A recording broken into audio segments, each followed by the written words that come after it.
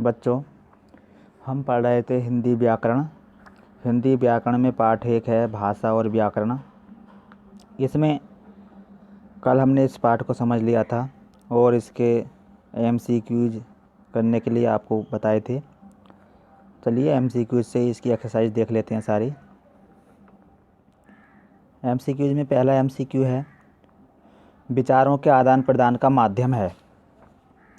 तो बताया था कल आपको विचारों के आदान प्रदान। विचार क्या, जो हमारे मन की बात होती है उसे हम क्या कहते हैं, विचार।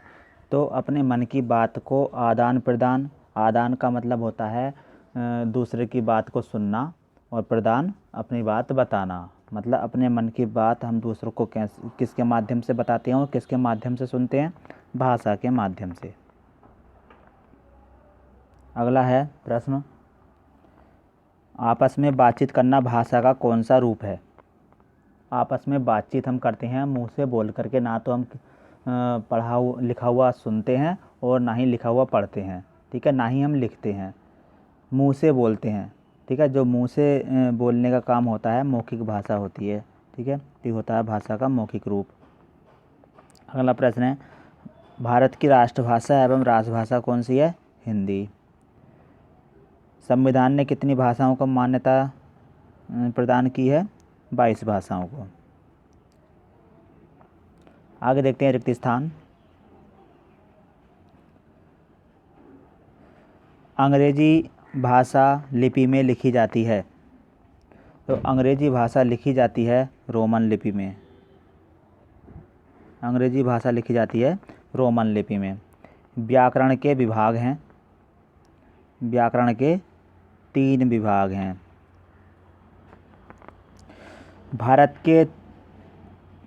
भाषा के 3 अंग, वर्ण, दूसरा होता है शब्द और तीसरा वाक्य।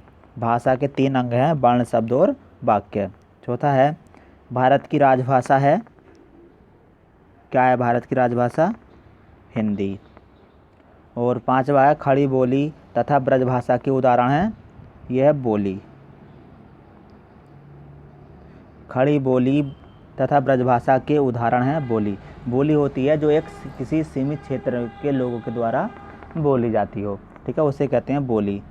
खड़ी बोली और ब्रजभाषा ये हिंदी की ही बोलियां हैं। हिंदी की कुल 18 बोलियां होती हैं, ठीक है। हिंदी की कुल 18 बोलियां हैं, जिनमें से खड़ी बोली और ब्रजभाषा ये भी एक बोली है, ठीक है। और हम बात करें हिंदी की उपभाषाओं की, तो हिंदी की 5 उपभाषाएं होती हैं, ठीक।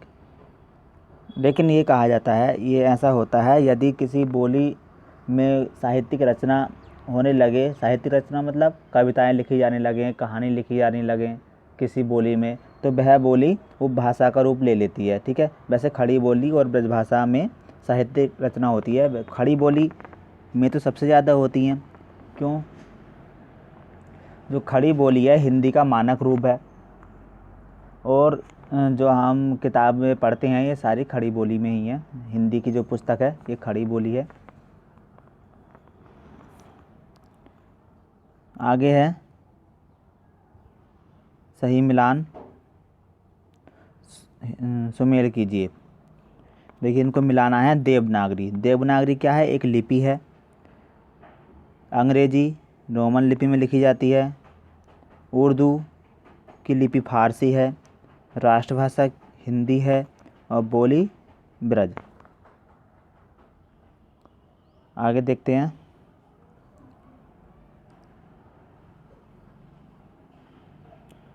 सही गलत।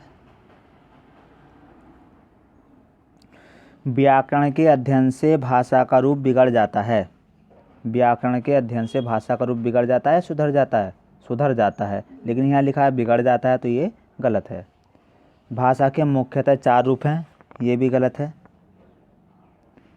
भाषा की सबसे छोटी इकाई वर्ण है, ये ठीक है। सबसे छोटी वर्ण होती है, वर्ण से बड़ी शब्द, और शब्द से बड़ी क्या होती है, वाक्य, है ना। सबसे छोटा क्या होता है, वर्ण। चौथा है व्याकरण में लिखित भाषा को मान्यता नहीं दी गई है। व्याकरण में लिखित भाषा को मान्यता नहीं दी गई है, गलत है। व्याकरण में लिखित भाषा को मान्यता दी गई है, यहाँ लिखा है नहीं दी गई है, तो ये गलत है। भाषा के लिखने के ढंग को लिपि कहते हैं। ये सही है। भाषा जिस तरह से लिखी जाती है, जिस तरीके से लिखी जाती है, जिस ढंग से लिखी जाती है, उस लिखने के तरीके को ही हम कहते हैं लिपि। तो ये सही है, 2 सही हैं, तीसरा और पांचवा। आगे देखते हैं। दिए गए वाक्यों से भाषा का कौन सा रूप प्रकट हो रहा है? लिखिए। लाउडस्पीकर द्वारा कोई घोषणा करना मौखिक भाषा होगी। ठीक। दो मित्रों का आपस में झगड़ना, दो मित्र आपस में झगड़ रहे हैं, जैसे कि झगड़ा करते हैं, आप झगड़ा करते हो, एक दूसरे से उल्टा सीधा बोलते हो, मौखिक रूप से जब झगड़ा करते हैं बोल करके, तो हम उसको कहते हैं मौखिक भाषा।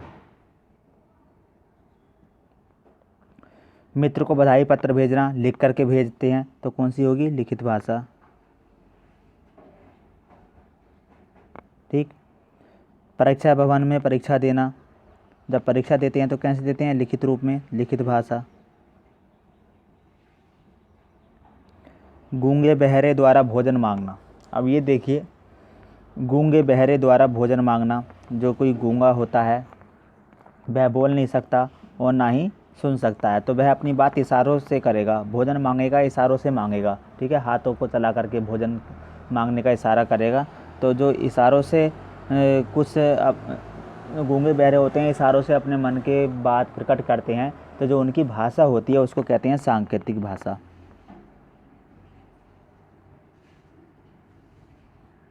ठीक। यहाँ तक कि ये एक्सरसाइज आपको नोटबुक में करनी है, इससे आगे की कल बताएंगे। इतना काम आपको नोटबुक में करना है। और हाँ, आप में से कुछ बच्चे जो वर्क नहीं बताया होता है, जो काम नहीं बताया होता है, उसे भी आगे तक नोटबुक में कर लेते हैं। जितना बताया जाया करे इतना ही किया करें, पहले से ना किया करें। हाँ, यदि आपको करना है तो आप अपने आप से उसका आप उसको पढ़ सकते हैं, कर सकते हैं। ठीक, ओके। हाँ, यदि आप आगे का वर्क कर रहे हैं तो जो आप स्कूल के लिए नोटबुक बना रहे हैं उस पर ना करें, अलग अपना जैसा भी करना चाहें कर सकते हैं, पढ़ना चाहें पढ़ सकते हैं, लेकिन इस अपने जो सब्जेक्ट टीचर हैं उनको वही वर्क दिखाएं जो उन्होंने आपको करने के लिए कहा है। और दूसरी बात, टाइम टेबल का ध्यान रखा करें।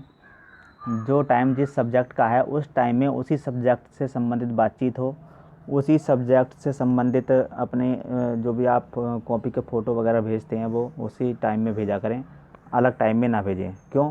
क्योंकि टीचर उसी टाइम में आपके ग्रुप को खोल करके देखते हैं।